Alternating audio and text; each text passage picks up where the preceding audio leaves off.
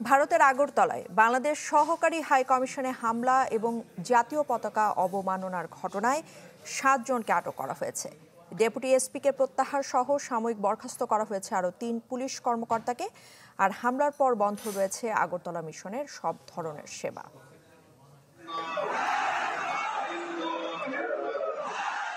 বাংলাদেশের সাম্প্রতিক কিছু ঘটনাকে পুঁজি করে কয়েক মাস ধরেই সীমান্তের ওপারে সক্রিয় ভারতের উগ্রবাদী বিভিন্ন রাজনৈতিক গোষ্ঠী।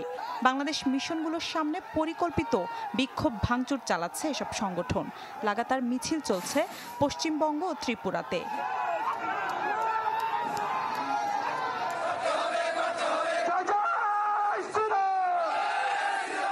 মঙ্গলবার বাংলাদেশ চলো নামে বিক্ষোভ কর্মসূচি পালন করে আগরতলা সনাতনী যুবা সংগঠন।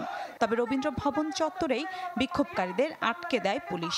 সেখানেই নানা স্লোগান দিতে থাকে তারা। বাংলাদেশের যে বর্তমান পরিস্থিতি সেটা নিয়ে সবাই উদ্বিগ্ন এবং সেটা কোনো সভ্য সমাজে এই ধরনের বর্বরতা আমার মনে হয় না কেউ সেটাকে ভালো চোখে দেখছেন। এর আগে বাংলাদেশিদের জন্য হোটেল রেস্তোরাঁ বন্ধের ঘোষণা দেয় ত্রিপুরার হোটেল মালিক অ্যাসোসিয়েশন। শিলিগুড়িতে ইউনুস বিরোধী পোস্টার সাঁটিয়ে তা অবমাননা করে উগ্রবাদীরা।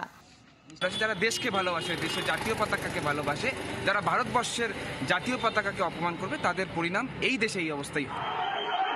তবে সোমবার আগরতলায় বাংলাদেশ সহকারী হাই কমিশনে হামলার ঘটনার পর কিছুটা নড়ে চড়ে বসেছে দিল্লি। বিভিন্ন রাজ্যে দিনভর সতর্ক অবস্থানে ছিল প্রশাসন। হামলার ঘটনায় এরই মধ্যে ৭ ভারতীয়কে আটক করা হয়েছে। সাময়িক বরখাস্ত হয়েছেন ৩ পুলিশ কর্মকর্তা।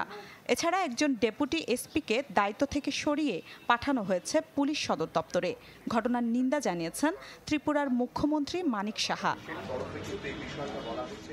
বাংলাদেশ ভারত চলমান উত্তেজনার জেরে পশ্চিমবঙ্গের ৮ জেলায় সীমান্ত নিরাপত্তা জোরদার করেছে ভারত সরকার। কাঁটাতারবিহীন এলাকায় কাঁটাতার লাগানোর উদ্যোগ নেয়ার কথা জানিয়েছে বিএসএফ। মিলা খন্দকার, চ্যানেল 24।